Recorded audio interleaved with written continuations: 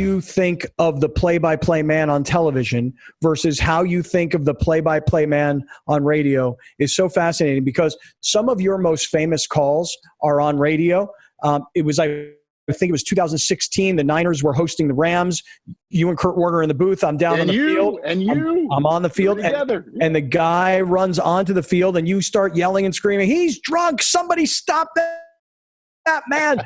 and you know, that is the beauty of radio is the description. I'm sorry for interrupting you, but we got in the car after like it happened, right? The guy ran out there and we had fun with it, but then it was the second half. It was middle of the third quarter, I think, and we just continued with our broadcast.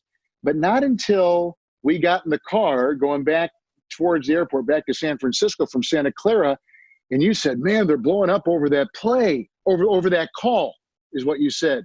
And I thought, was there a touchdown pass or something? Like, did I mess it up? Did I get the wrong guys? And I think I may have said something like that to you. And you said, no, the guy running on the field. And I didn't even really sink in. And then I started looking, and I got my buddies on there saying, "Oh my God." And then this request from Dan Patrick to be on the next morning. And I go, what is going on? I mean, I was, first of all, I was scared, but you were there. But what your point is that, you know, the theater of the mind is a pretty powerful thing. And when you do an interview after a game on the field, I mean, if I close my eyes or listen to other guys do it, but if I'm listening to you and I close my eyes, and I mean, I can see you in the middle of the field, and sometimes you say, "Okay, we're here at the 40-yard line, and we're talking with whatchamacallit. Boy, I'm looking at you right now. You look exhausted. You're sweaty. Your eye black is dripping down your face." I mean, those, like when you describe it like that, and we all attempt to do that kind of that to me sometimes is more impactful on a listener than if he saw it with his own two eyes and maybe didn't realize, "Oh yeah, look at his eye black. Oh yeah, look at his sweaty hair. Oh yeah, look at he's got that cut above his eye," or whatever. Things you would mention. But if you listen to it on radio, it just don't. I think it does. I think it has more. It can be more powerful. So when the drunk guy runs out there and we're having fun with it, it probably stuck then if they had done it on TV and maybe not have really put much effort into it or much emotion. We were having fun with it. Yeah. I guess at the end of the day, that's what is fun about it, right? It really is. I think it's a great point. That was an amazing night, and it's an all-time call. But it's interesting. Again, back to your description of radio versus TV. You did something on television about a year ago where, and I think it might have been at the end of this past season, where you were at one game. I'm trying to remember, maybe like a Kansas City Chiefs game, but maybe Tennessee. It was the Chargers. It was the Chargers and Chiefs. Right, Chargers, Chiefs, and I think Tennessee was playing. I don't remember if it was Buffalo. Miami was in New England. Miami, New England. I was not even close. No. And Tennessee, of course, made the AFC Championship game, so you're on target. But, you know, it was if New England won, they were going to get home field, right? Be the 2 seed. Mm-hmm. And if the Chiefs won, they were going to be the 2 seed if New England lost. So the Chiefs get a big touchdown late in the game by Damian Williams, and the Chargers played the Chiefs really well that day. And what turned out to be Phillip Rivers' last game in a Charger uniform. And so they had just scored, and literally the second he scores, I look down at the network backhaul line, the return feed, and we had not our game in there as the norm, but we had the Miami New England game in there. I had not looked at it all day. Honest to God, had not looked, because our game was so good, and I didn't want to lose. I kept my focus there, but look down, and here's Fitzpatrick. He's got the ball, you know, goal to go at New England's 10, and they've got like 36 seconds left in the game, and if they go in, they're going to take a lead. And I go, "Oh, look at what's going on here." And that's kind of how I was. Look what's going on here. And my radio kicked in and did the call, the touchdown that he threw to Gesicki, the tight end. And anyway, I thought I was going to get fired after that one. They don't like you know. You right, Scott. You know, the CBS, they say, "Hey, leave the highlights to us. We'll update them with James Brown in New York. Don't mess around with us." I thought, I have broken all protocol, not only with my employer, but with probably the FCC calling 2 games at the same time. So I wasn't sure what was going to happen.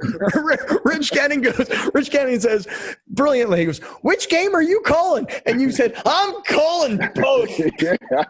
Well, the crowd knew it too. And there's another example of the crowd. The crowd, and I had said, and Fitzpatrick, touchdown pass in the end zone to Gesicki, and they've taken the lead with 24 seconds to play. And the Chiefs had just scored, and the extra points getting lined up, and now Miami has scored. Looks like the Patriots are going to fall behind, and here comes Kansas City now with a 9-10 point lead, and the crowd either watching us or seeing the update or whatever. At the same time, it's literally coming out of my mouth. They now know what's going on, and it was like choreographed. It was like a movie. Like, okay, crowd, start yelling, and sure enough, they did. Right when it came out, so it really made for a neat little moment. And luckily, my CBS bosses were okay with it. We don't do it.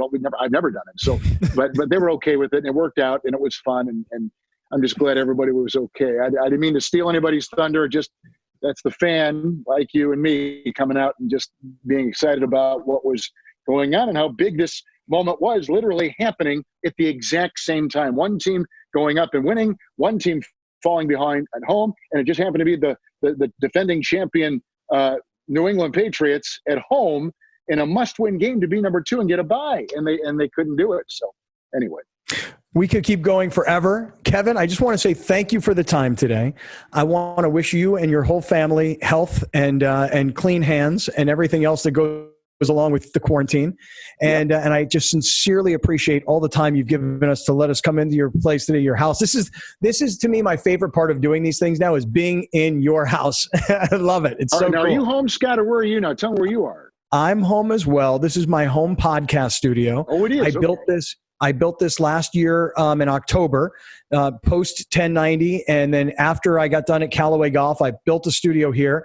But now through all the Corona stuff, and we're all learning to communicate in different ways, Alex is in downtown San Diego. He's controlling all of this and editing it all together. And we still are producing a daily podcast. And there's so much stuff going on, Kev. Anybody who tells me they're bored during this quarantine, I'm like, I don't know what you're doing, because I am busier than I've ever been in my life.